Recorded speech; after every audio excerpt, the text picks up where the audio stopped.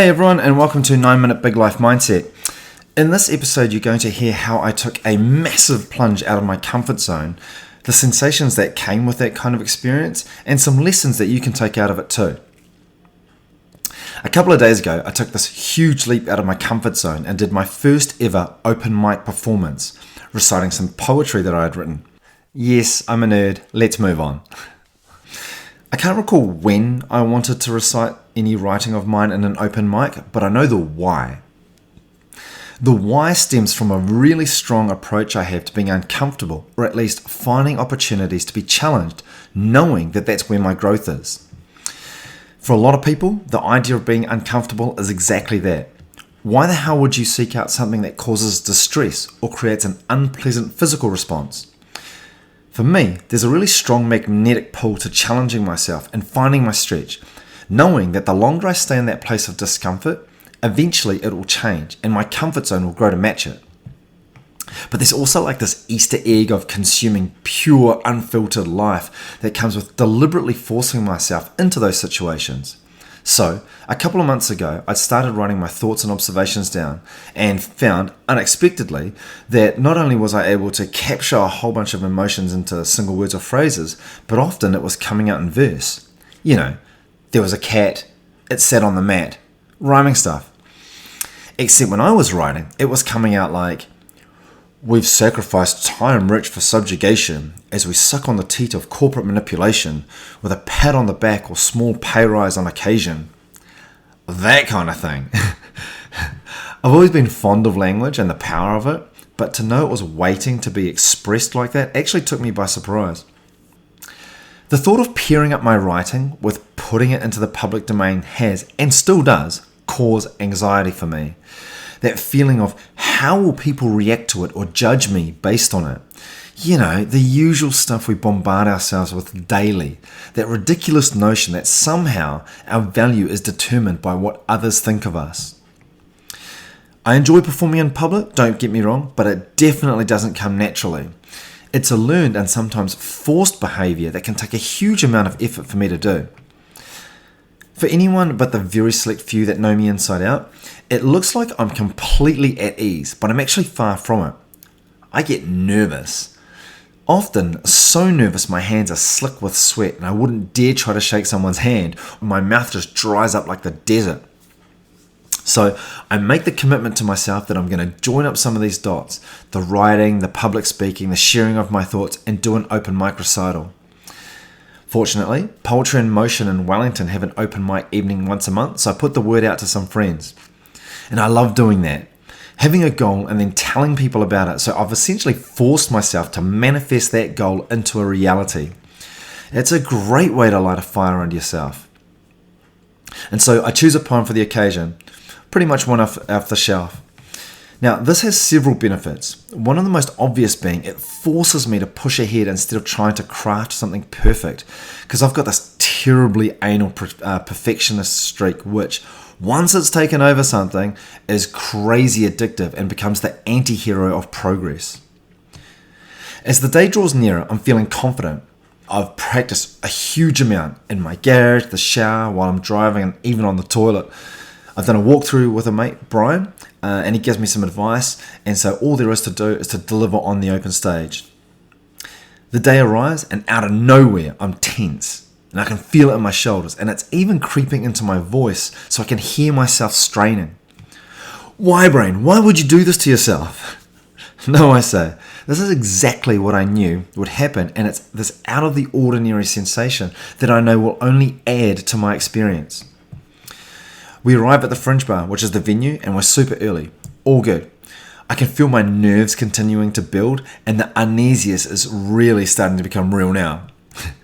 The place fills out, the lights go dark, and then the first two names are read out, and they share their work. And then my name gets called. Wait, what? I've had months to prepare, but the sudden nature and sound of my name being spoken by a stranger catches me off guard. I walk my way to the stage and make a nervous joke. And as I get on stage, I realize the lights are so bright I can feel the warmth coming off them and I can barely see people in the crowd. It's a bummer because it means I can't gauge people's reactions or make eye contact, but I can see Debbie, which settles my nerves a little. I close my eyes and take a deep breath. I can feel my heartbeat, and I know that everyone must be looking at me, but with my eyes closed, it's irrelevant. I take another, in through the nose and out through the mouth, and then one more. And with each breath, I say to myself, be in the moment. Be in the moment. Be in the moment. This is the sensation I want. This is the one to embrace. And to know that rather than distancing myself from any of those thoughts, nerves, imposter syndrome, just raw excitement, whatever, I'm letting it all be a part of my experience, knowing these are all sensations to be felt and accepted just for what they are. I start talking, and within seconds, I can feel my mouth start to dry out. And 3 lines later, and I already know I'm speaking faster than I'd practiced. Can anyone tell? Not sure. Just carry on. I'm a couple of minutes in and can't shake this feeling that my words are getting tangled up as my mouth starts to feel super dry. And then it gets worse and worse until my mouth feels like it's had this saliva swapped out with dry Weet-Bix. And then randomly, the scene from the Matrix movie pops into my head. You know the one where Neo is being interrogated and then his mouth closes up, and with each movement he's fighting that skin closing over his mouth? That's the bloody thought that's in my head as I'm on stage. I have to pause my recital and I ask an audience member for a glass of water, and the lack of moisture in my mouth makes it feel like the dryness is what's sticking it together. When I resume, I quickly get back into my flow. Still got the dries, but starting to get into my work. Muscle memory kicks in, and I'm hitting most of my points as my spoken as my spoken word poem unfolds. My confidence is growing. In fact, I can feel myself force it to grow. And then, when I reach my conclusion, I feel like I've brought the crowd on a personal journey. After the applause is finished, I come off the stage and I take my seat again. The adrenaline makes me jittery and I can't sit still. And 5 minutes later, I need to get some air and a vodka soda. I see quite a few faces of friends that had watched my recital, and it adds this layer of warmth and love to the experience that I hadn't actually expected to feel. Our groups are cooler, well, I think so, and we quickly find good laughs and good connections. And I'm not concerned about my performance at all, although I do share some of the sensations I experienced, like the dry mouth, the effect of the lights, etc., but I carry no sense of self-criticism that I often torture myself with. You know, that feeling of having stuffed up or not being as good as you'd wanted to be? There's none of that. Instead, I feel a sense of appreciation in what is a significant milestone in my life. I feel content. When I think about the life I enjoy living and want to live, it's not surrounded by cotton wool with no challenges.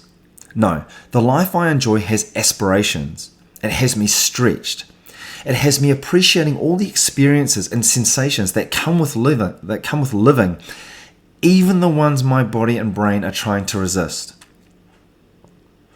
Cool, well, I hope this serves as an inspiration for you to step out of your comfort zone in some way, however small or large. As I love to say, be uncomfortable and grow.